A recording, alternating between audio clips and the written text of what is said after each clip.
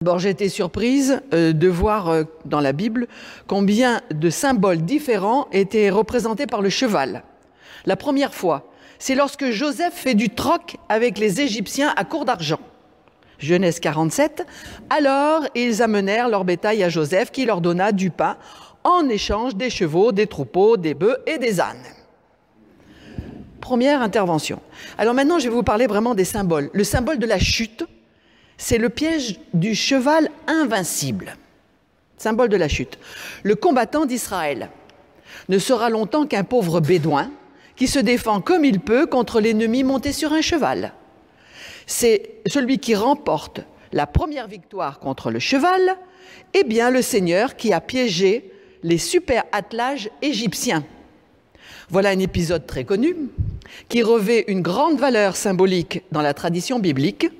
C'est l'image fantastique du cheval.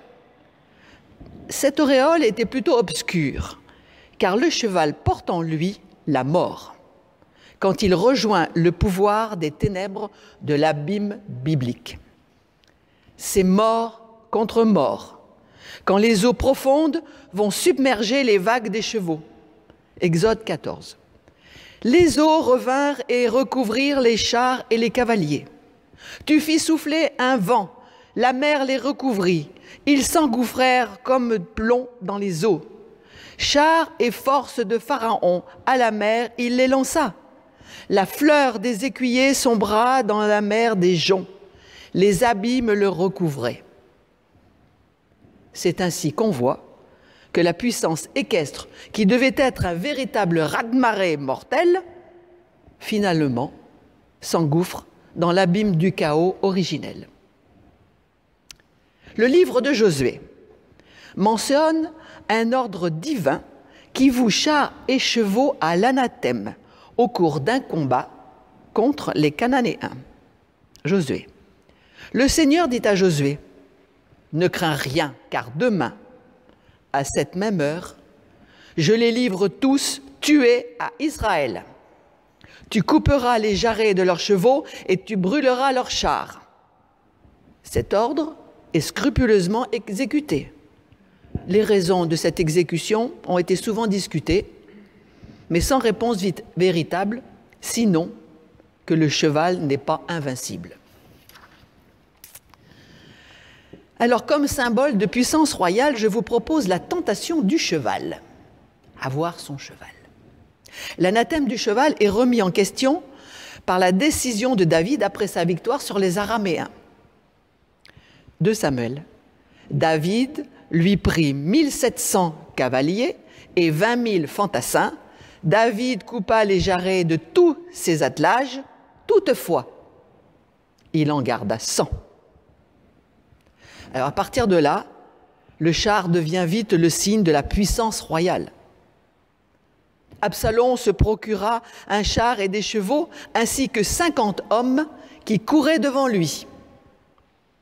Le prophète Samuel met bien en garde le peuple contre une dérive royale possible, en faisant remarquer qu'une importante cavalerie risque de faire du roi d'Israël un prince qui ressemble au monarque païen. Deutéronome 17. Le roi ne devra pas posséder un grand nombre de chevaux ou faire retourner le peuple en Égypte pour les avoir. Car le Seigneur vous a dit non, non, vous ne retournerez jamais sur cette route. Pourquoi? Parce que retourner en Égypte, c'est retrouver la condition d'esclave.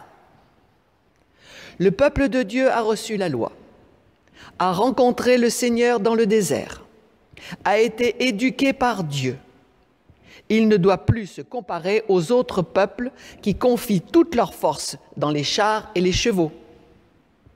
Une telle cavalerie ravale Israël au rang des nations païennes. C'est une régression spirituelle. Après le schisme entre Israël et Juda, on voit les rois mettre en commun des chevaux qui représentent leur puissance militaire. Ainsi, le roi d'Assyrie, qui pense qu'Israël a eu tort de se lier à l'Égypte, lance un défi à Ézéchias. « Je te donnerai 2000 chevaux si tu peux te procurer des cavaliers pour les monter. » 2 Rois. En fait, rien ni personne ne peut venir au secours d'Israël, car déjà, la charrerie égyptienne est battue et le général assyrien se présente comme l'instrument de la colère du Seigneur. 2 Rois. Quand Josia, le roi de Juda, entreprend la réforme spirituelle suite à la découverte d'un livre de la loi, il s'attaque au culte idolâtrique mis en place par ses prédécesseurs. Et que fait-il? 2 Rois.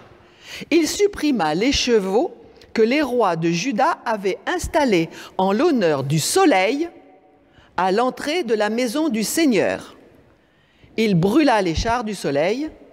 Nous avons quoi? Un retour vers la seule et véritable puissance, celle du vrai Dieu. Par contre, et ça j'ai trouvé ça magnifique, le livre de Job situe le cheval dans une série de portraits symboliques qui entend magnifier la puissance créative du Seigneur. Job 39. Est-ce toi qui donnes au cheval sa bravoure, qui revêt son cou d'une crinière, qui le fait bondir comme de la sauterelle, son fier hennissement et terreur? Exultant de force, il piaffe dans la vallée et s'élance au-devant des armes. Il se rit de la peur, il ignore l'effroi. Il ne recule pas devant l'épée. Frémissant d'impatience, il dévore l'espace. Il ne tient plus dès que la trompette sonne. N'est-ce pas une magnifique description de la puissance de Dieu? Alors nous continuons et nous allons voir quand le cheval devient symbole d'idolâtrie. Les prophètes vitupèrent le cheval. En effet, pour les prophètes, le cheval peut être une réalité dangereuse. Divinisé en temps de guerre, c'est une arme redoutable, mais tout aussi néfaste, car son efficacité peut affaiblir la confiance du peuple en Dieu. C'est ce que précise Isaïe. L'Égyptien est un homme et non un Dieu. Ses chevaux sont chair et non esprit. Le Seigneur étendra sa main. Le protecteur trébuchera. Le protégé tombera. Tous ensemble, ils périront. Isaïe 31. Voilà un parfait exemple où l'alliance avec l'Égypte est une illusion due à la fascination du cheval. Le psaume 33 dit « Pour vaincre, le cheval n'est que mensonge ». Et saint Augustin commente ainsi ce verset. « Le cheval ne peut promettre le salut. S'il le fait, il ment. Le cheval est l'image de l'orgueil. Il élève l'homme, mais c'est une fausse grandeur. S'il tombe, alors la chute n'en sera que plus grave. Le salut ne vient que de la miséricorde de Dieu. » Voilà le commentaire de saint Augustin. Le salut de Dieu ne fait pas usage des armes. J'aurai pitié de la maison de Juda, je les sauverai par le Seigneur leur de Dieu.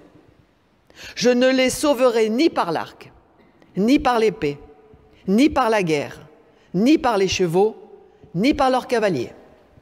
C'est clair, c'est Dieu, seul qui peut sauver. Alors renoncer aux chevaux, c'est comme pour les idoles, hein. Le retour sincère vers Dieu, c'est ça, le renoncement. Revenez au Seigneur, dites-lui, enlève toute faute et prends ce qui est bon.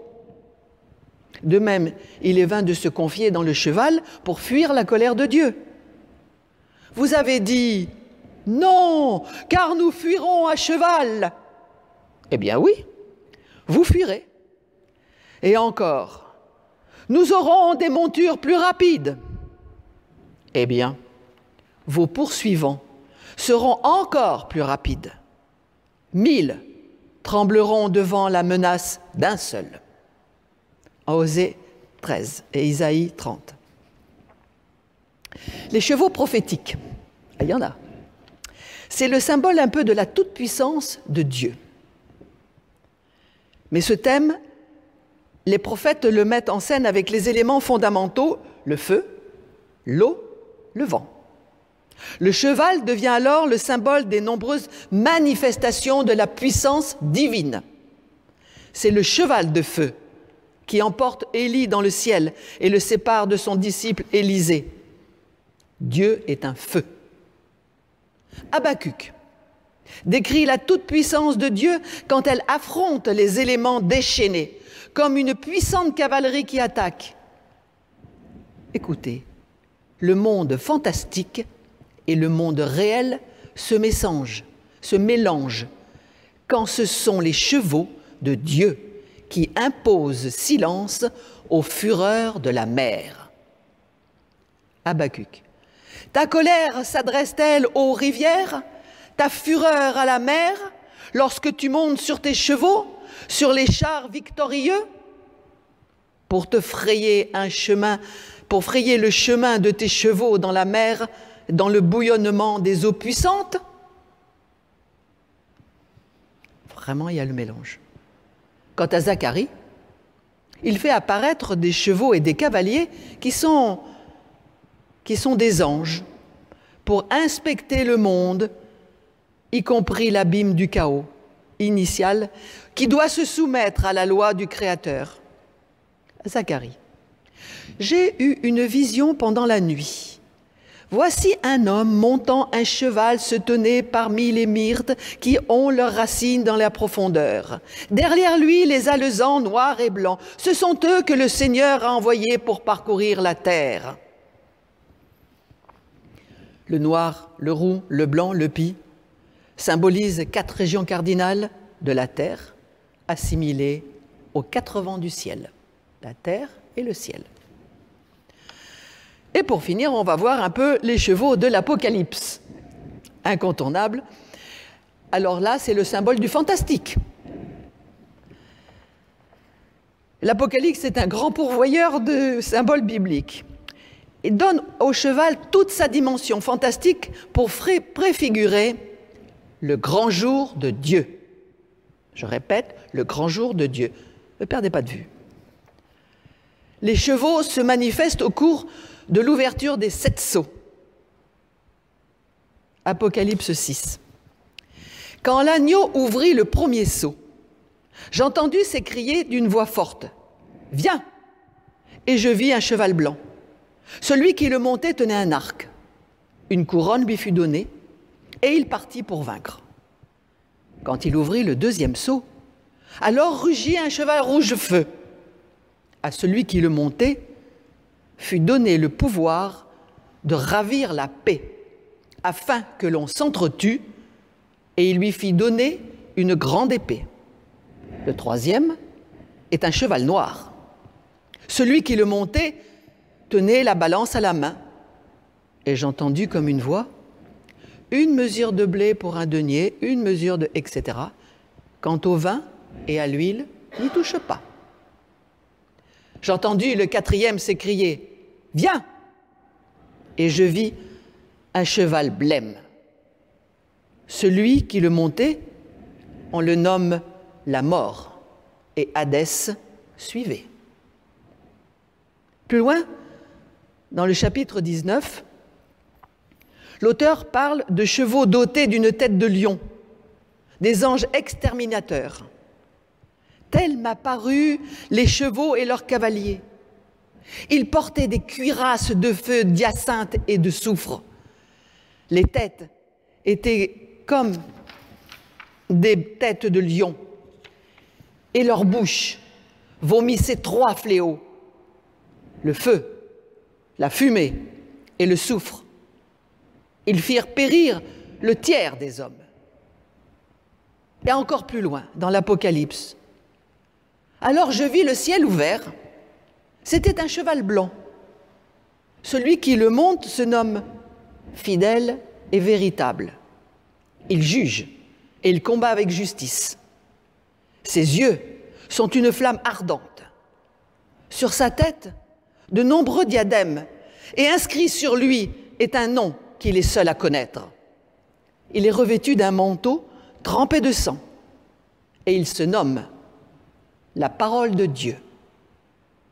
Les armées du ciel le suivaient sur des chevaux blancs, vêtus d'un lin blanc et pur.